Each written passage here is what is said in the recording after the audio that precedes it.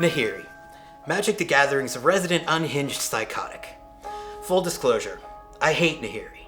I find her actions loathsome, her character traits unsympathetic, and her mechanics as a planeswalker to be dull as dishwater. So perhaps I am a little biased, but that's only because I hate her. But why do I hate her?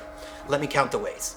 She's done nothing but destroy everything she comes in contact with. She vows to protect Zendikar, yet naps for millennia when it needs her most, and she turns a simple communication into a blood vendetta and masterminds the horrific suffering and death of millions of innocents in pursuit of it. She attempts homicide when other people disagree with her ideology.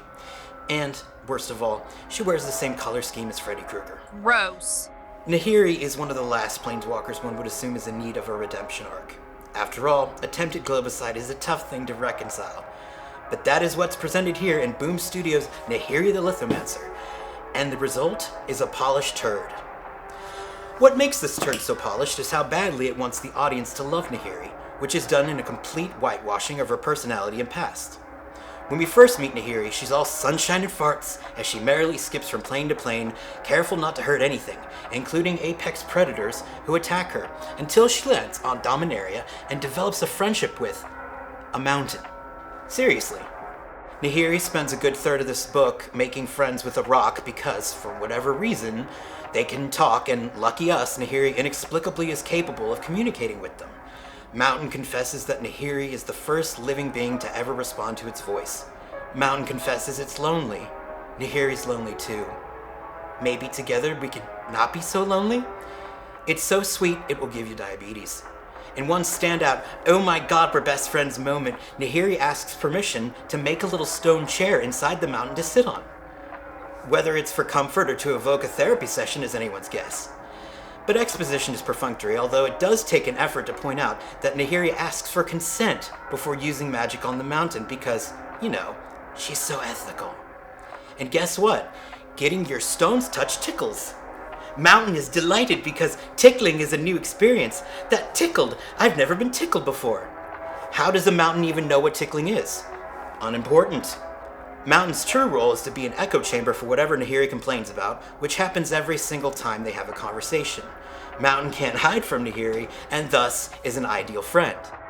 As unhealthy as it is to declare within 5 minutes of meeting somebody new you'll be friends forever, it pales in comparison to what Nahiri defines true friendship as. A friend is kind when they can be, and cruel when they have to be. A friend talks to you, most of all, a friend comes back.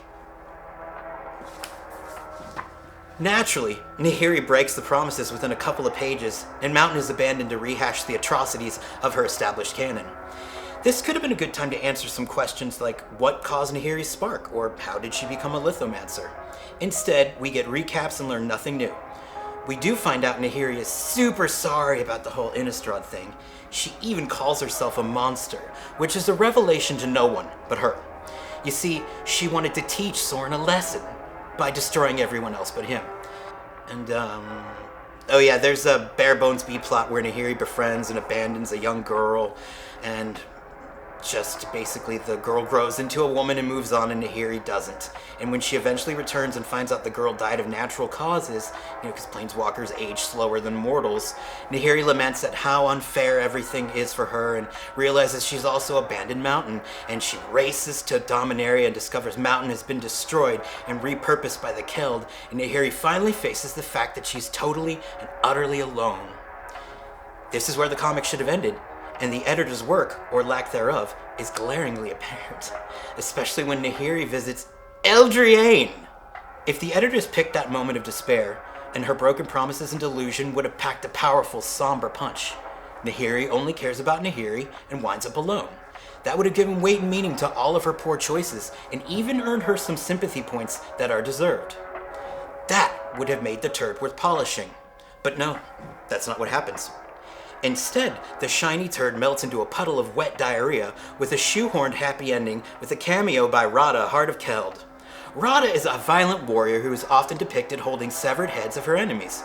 She understands Nahiri completely, but not because of their shared interest in killing others, but, spoiler alert, Radha is the living embodiment of Mountain. It turns out fortune favors sociopaths.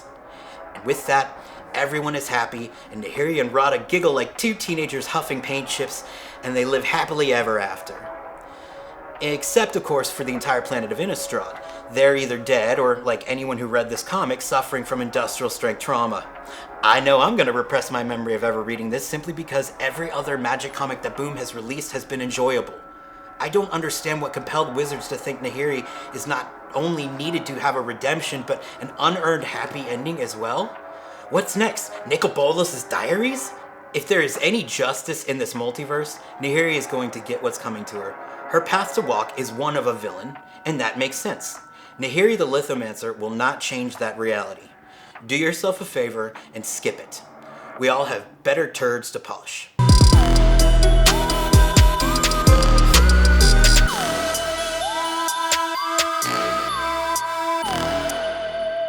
Bye-bye!